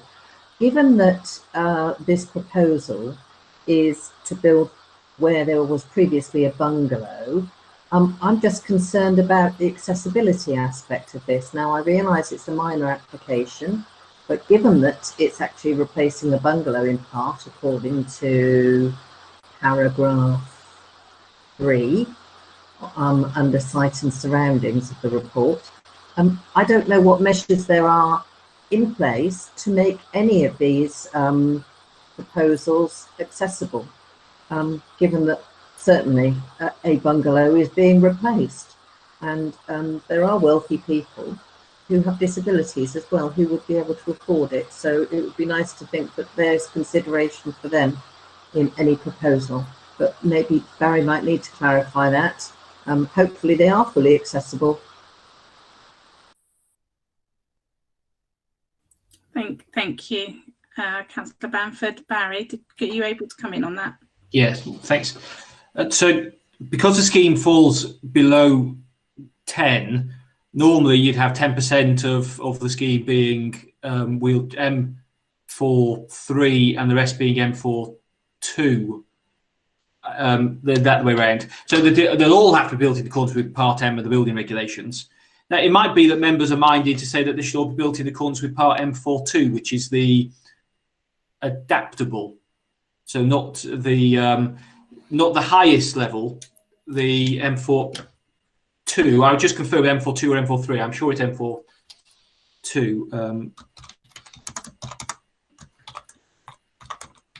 which is for accessible and adaptable dwellings. So certainly we could, if members were minded, impose a condition requiring that the units are built to standard M42, which is, as I say, accessible and adaptable dwellings. So members were minded, we could require the units to be built to that standard, which it would be would serve a purpose and certainly would not be any significant extra cost to the developer. Thank you, Madam Chair. Thank you, Barry. Councillor Heap, please.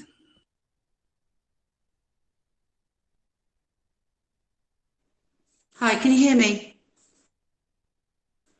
Yes, I can. Hello? Yes, I can. Yeah, hi. I had problems with my visuals tonight, sorry.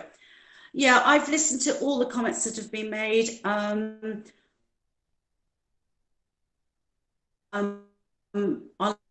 like this.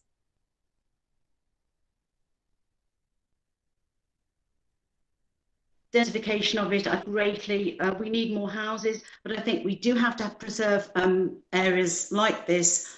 Otherwise, uniqueness of area, everything just becomes modern development. Not be supporting the application. Thank you. Thank you, Councillor Heap. You came in and out a bit there, but I think we got there in the end. If you mind putting yourself on mute, that would be lovely. Thank you very much. Yeah. Okay. Is there anyone else that wishes to indicate to speak? Just wait a moment.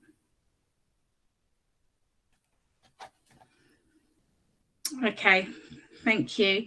We've had a couple of conditions passed to us. Sam, can you tell us what the process is now? Because I think we may need to go to a vote on one of them at least. I know we've got to add standards M42 if that's agreed by committee. The condition for the panels in the roofs, if that's agreed.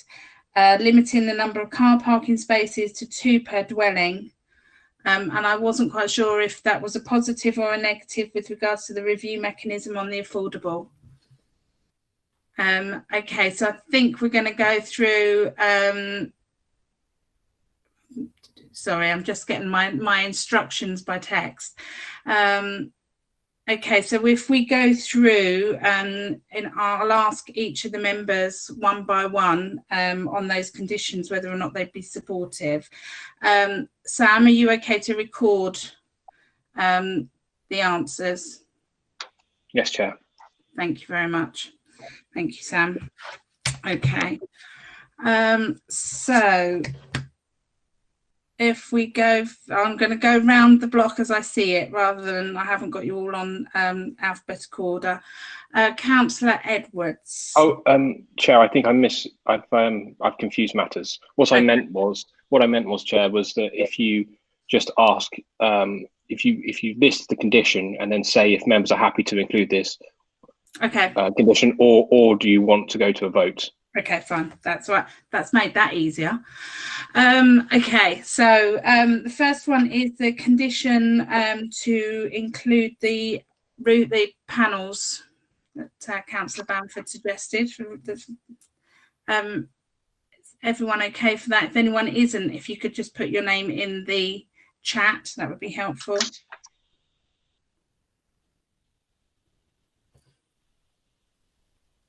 Okay.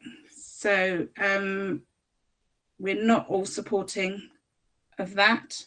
So we would need to go to a vote on that. Is that correct, Sam? Yes, Chair, and I can do a roll call for that, Chair.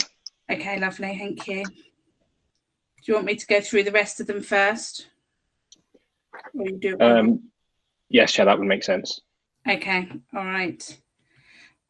So the next one is to limit the number of car parking spaces to 2 per dwelling. If you can put if you're not supportive in the chat. Okay, so we'll go for a vote on that one as well. For the standards to be included of M42, if you could put your name in the chat if you disagree with that.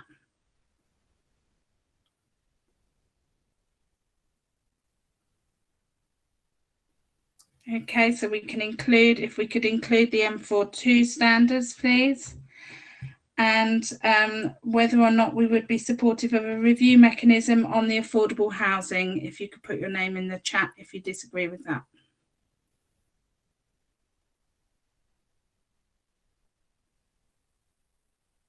Okay, so we can include that as well, Barry, if that's possible. Can I just confirm, Madam Chair, that would be a contingent obligation that if they fail to commence within, if we say 3 years, you then review the viability appraisal? Just confirm that. Okay. Okay. Unless anyone else has got a comment to come in on that one. No. Okay.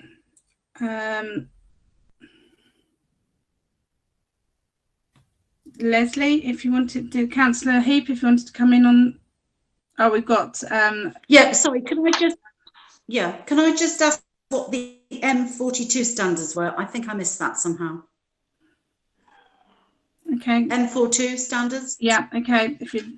I'll ask Barry to explain what they are. Thank you, Madam Chair. So it's part M of the building regulations, and 42 is a section of part M, and it's to ensure that the units are adaptable and accessible. I think the phraseology is, just as I'm looking there, accessible and adaptable. So in the London plan, on major schemes, which in terms of quantum more than 10, the mayor would require 90% to be M42 and 10% to be M43, but we would be slightly deviating from that policy in terms of applying it. So M42 would be accessible and adaptable homes. Does that cover your question, Councillor Heap?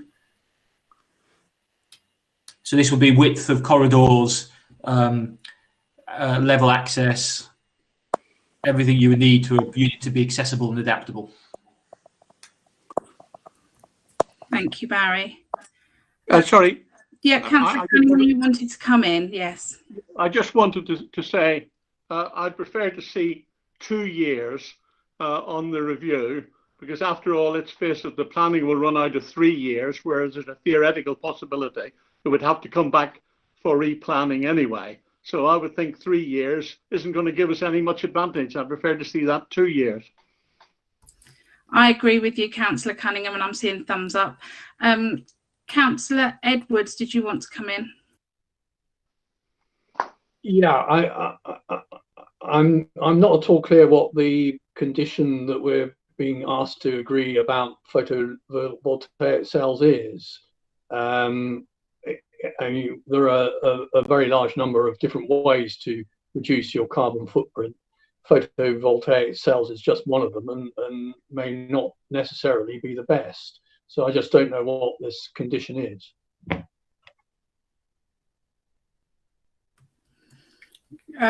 Councillor Bamford, did you want to come back in on that one?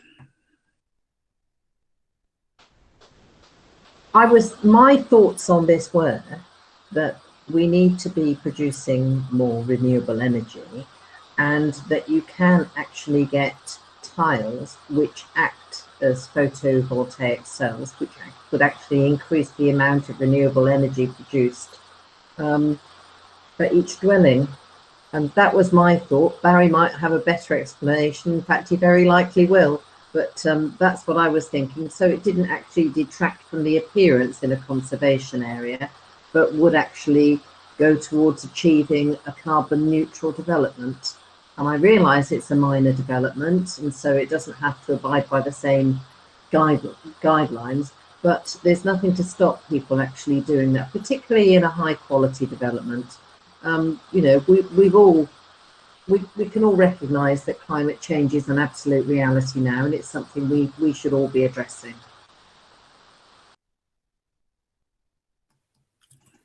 Thank you, Councillor Bamford. Barry, did you want to come back in on that?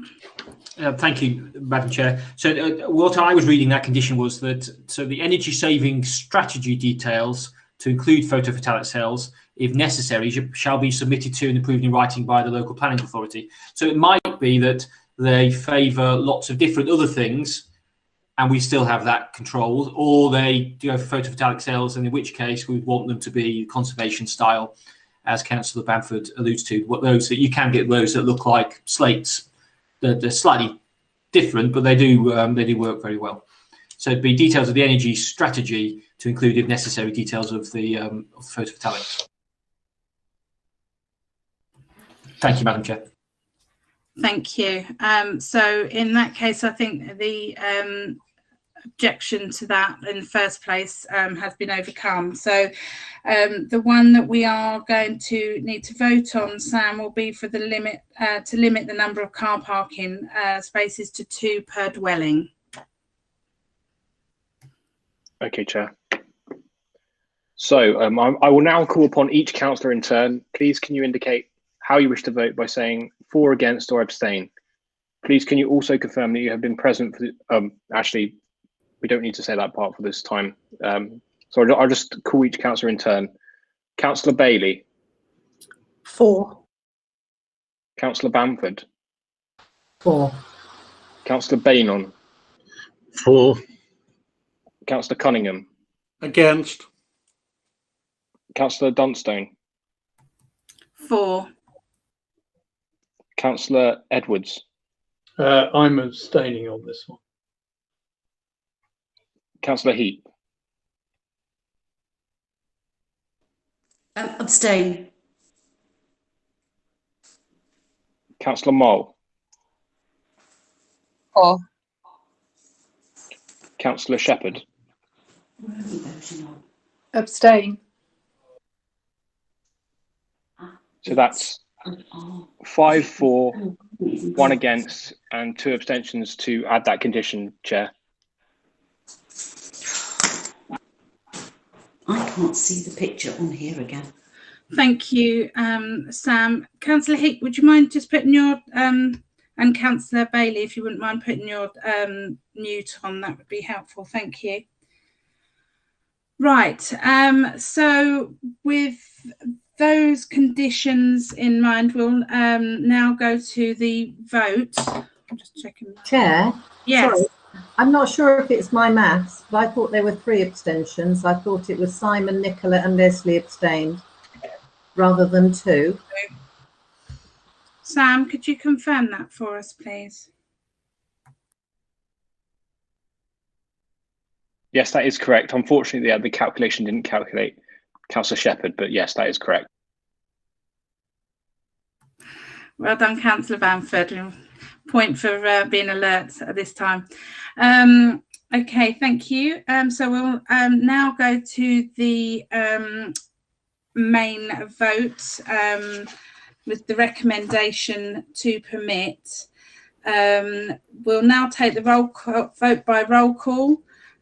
Sam will ask each member in turn to whether you wish to vote for, against or abstain. After indicating your vote, would each member please confirm that you've been present in the online meeting throughout this item? And that includes the conditions. So, so I'll pass over to Sam to do the roll call. Thank you. Chair, I've just been informed that Councillor Bailey has left the meeting, so I just need to wait one moment.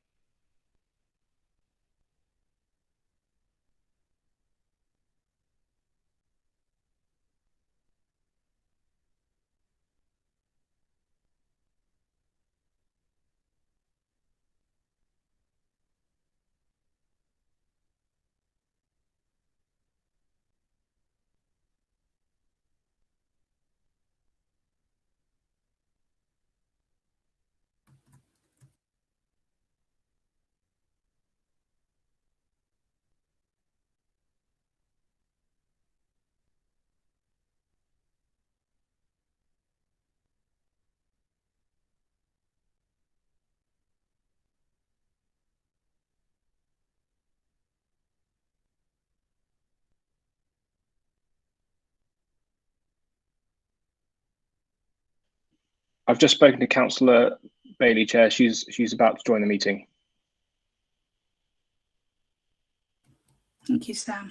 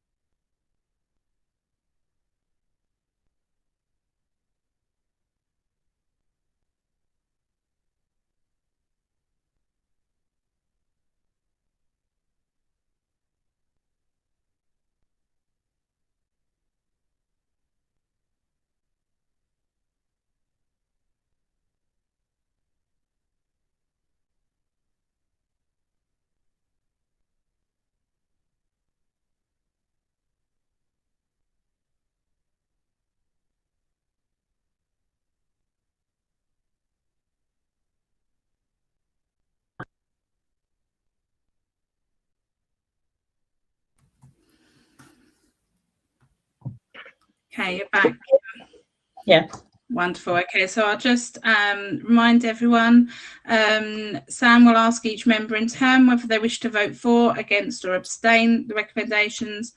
After indicating your vote, would each member please confirm that you've been present in the online meeting throughout this item? So I'll pass it over to Sam. Thank you. Thank you, Chair. Right. Thank you, Chair. So Please indicate how you wish to vote by saying for, against, or abstain. Please can you also confirm that you've been present for the duration of the meeting. Councillor Bailey. For, and I've had a couple of breaks, but I've heard everything. Councillor Bamford. Thank you, Sam. I can confirm I've been here throughout the meeting and I will vote for. Councillor Bainon. Yeah, I will vote for, and I have been here throughout the meeting. Thank you. Councillor Cunningham. For, and I've been here throughout the meeting. Councillor Dunstone. For, and I've been here throughout the meeting. Councillor Edwards. I've been here throughout the meeting and I vote against. Councillor Heap. I vote against, and I confirm I've been here throughout the meeting. Councillor Mole. I've been here throughout the meeting. I vote for. Councillor Shepherd. I've been here throughout the meeting and I am against. So to confirm, Chair, that is 6 for, 3 against.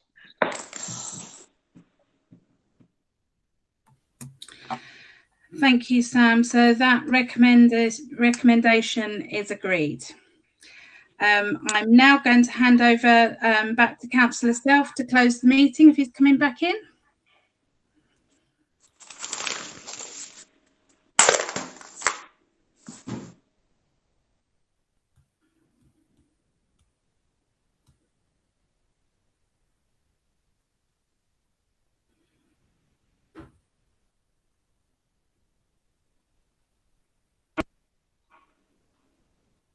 There he is, back. I'll pass over to Councillor Self. Thank you. Sam, so that recommendation is agreed. I'm now going to hand over back to Councillor.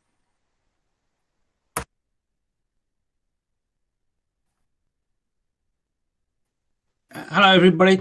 Thank you very much. Sorry for that. I was watching this all on the YouTube channel, so I was not part of the meeting, and there's a slight lag. There's about a 30-second or less lag to that, which is why I just had to get back into the meeting. Thank you. Thank you very much, Lorraine, for chairing the meeting so brilliantly. Very, very grateful to you for doing that. There being that takes us on to urgent items authorised by the chair. There are no urgent items, you'll be pleased to know. So I'd like to thank everybody very much, all the officers, all the councillors, and everybody for watching on the YouTube channel. And I conclude the meeting at 9:39. Thank you all very much. Good night. Thank you. Thank you, Chair. Good night. Thank you, Chair.